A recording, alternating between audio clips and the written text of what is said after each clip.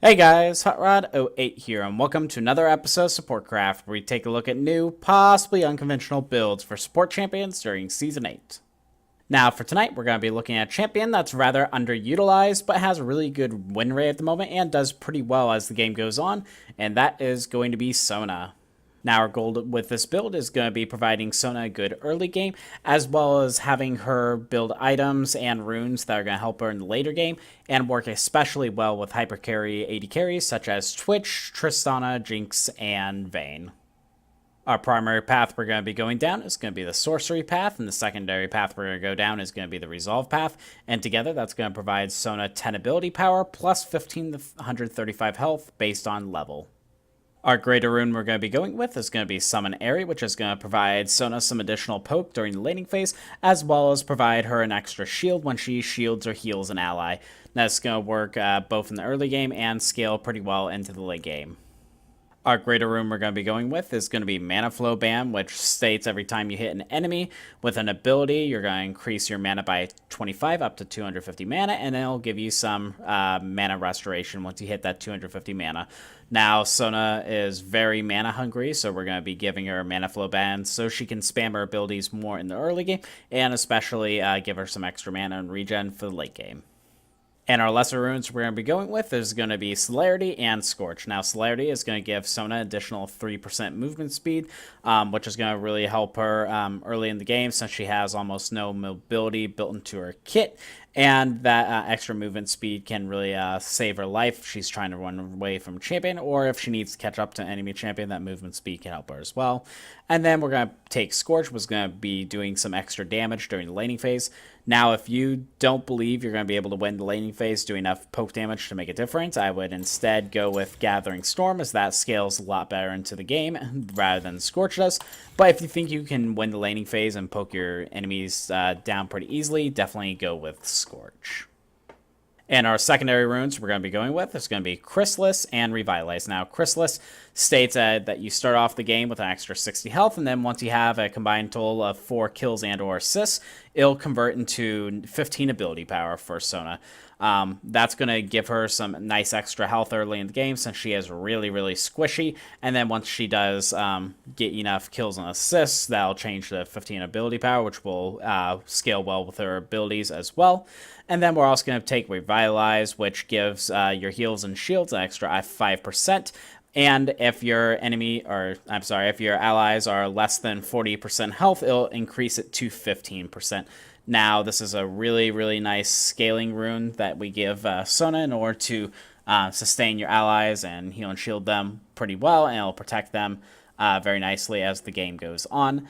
Now, if you think you're going to take a lot of poke within the laning phase, if you're facing something that's just going to poke you down every few seconds and you're not going to be able to sustain well with it, you can also go Inspiration and take something around the lines of take Biscuit Delivery for the sustain that's going to give, and something like Magical Footwear, which is going to give you extra movement speed.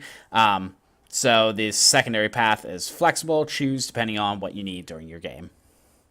So moving on to items, we're going to be starting off with either Ancient Coin or Spellthief's Edge. Now, if you think it's just going to be a passive laning phase, you don't think you're going to be able to win it, go Ancient Coin, as it's less risky to go that route. But if you think you can win the laning phase and poke down your enemies, well, to go Spellthief's Edge, as the extra damage it provides and the ability power it gives is definitely going to help you during that laning phase. Then go Health Pots or Refillable Potion, depending on what you think is going to work best for your laning phase, and then go Warding Totem. On your first back base, you're either going to want to upgrade your gold item, the Nomad's Medallion, or Frostfang, depending on which route you went. Then get a Faerie Charm immediately, as it gives you some nice base mana regen for really cheap. And then you're going to want to upgrade that into Tear of the Goddess, which is really nice on Sona, as she uses a lot of mana, and the Tear of the Goddess really helps her throughout the game. Spam her abilities, get your control wards when you can, and then upgrade Oracle Lens when you need to. When you choose your boots, Ionian boots Lucidity is really nice on her, as it gives her some nice cooldown reduction, extra movement speed when you upgrade, and then reduces her summoner spells by 10%, so she can flash or use her ignite or exhaust more often. But if you need some defensive boots, if they have a lot of assassins on their team, you definitely want to get Ninja Tabi. If they have a lot of CC, don't be afraid to be going Mercury treads. It's better to have one of these defensive boots if you think you're going to die than getting something like this and then just dying in the middle of a team fight just because you didn't have the extra durability with these two boots. So our core build we're going to be going with this is going to be focused on having a hyper carry, 80 carry, or someone that's going to be able to auto attack a lot. And we're going to start off with Ardent Censer, which is going to give an extra 60 ability power, 10% cooldown reduction, and extra 50% base mana regen. It's going to add some nice 10% heal and shield power, some extra movement speed. And then what we really want is that passive it gives. Whenever you heal or shield an ally, you and your ally gain 10 to 30% attack speed, and your attacks deal an additional 5 to 20 on hit magic damage for 6 seconds. Now, that is going to speed up your 80 carries and your other allies' attack speed, which is going to let them do more damage and attack more often. And that's why we want to build it, especially on hyper carries, so they can get out their damage even faster. It's a really good item with Sona because her heal is a double targeted ability, both to herself and an ally. To both give the heals, and then her shield can be an AoE and hit all of your allies, so you can give that buff to a lot of people. It's a really good item on her if you have the right team to go with it. And then second, we're going to want to go Zeke's Convergence, which is going to give her really nice durability. It's going to give her 60 armor, 30 magic resist, 250 mana, which we know the mana is really nice, 10% cooldown reduction. And then when you cast it on your 80 carry, it's going to give their attacks extra damage. It's going to give you yourself a slow whenever you use your ultimate for the next 10 seconds around you. So you're slowing down enemies when you attack an enemy that your 80 carries attacking. It's going to be doing some extra damage. So Zeke's Convergence is a really good item if you have a hyper carry, just because they're getting that damage out. They're doing extra damage when you linked it to them, when you use your ultimate. That's why this combo together works really, really nicely. It buffs your attack speed over here, and then it gives your allies damage a lot more than they're doing without it. Now we're going to finish off the game. We have a lot of different build paths we can go depending on what your team needs. If you need some extra healing, Redemption is a really nice team-wide shield. If you need some magic resist durability, and you also want to be doing some extra healing, Athene's Unholy Grail is really nice at this point, since you're going to be doing a decent amount of damage with your abilities, and you can heal up your allies extra. If you really need that durability, you can go Locket the Iron Solari, which is going to give you some armor and a lot of magic resist, as well as a team-wide AoE shield. These two options next, Twin Shadows and Shurelya's Reverie, are going to be more for the utility. If you need to catch up to enemies and slow them down, Twin Shadows is going to be nice. And if you need to speed up your team, or if you yourself need to run away, Shurelya's Reverie is going to be a really nice item to pick up, and really cheap as well.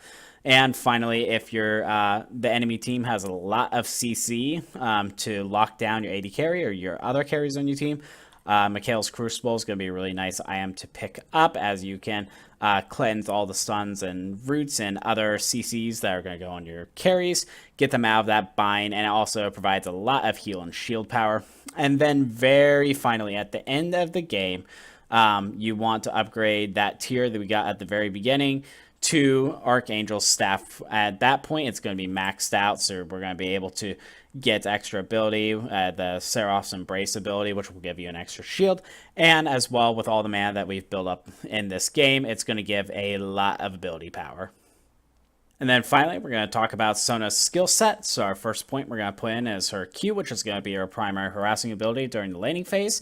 Second point you're going to want to put in is your W, which is going to be your healing and shielding ability. At level 3, you're going to want to put another point in your Q, since you don't really need your E at level 3, and it provides some extra harass. Level 4, get your E, which is going to be your extra movement speed ability. And then by level 5, put another point in your Q, so you can have a good amount of poke damage during that laning phase at level 5. So you'll have 3 points in your Q.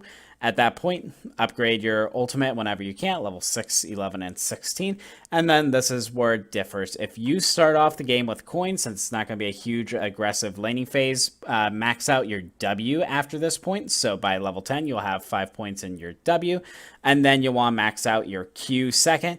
And then you'll want to max out your E last. Now, if you start off with Spellthief because you're being more aggressive, instead, you'll want to max out your Q first. So by level 9, you'll have that maxed out. By level 13, you'll have your W maxed out, which you'll max out second.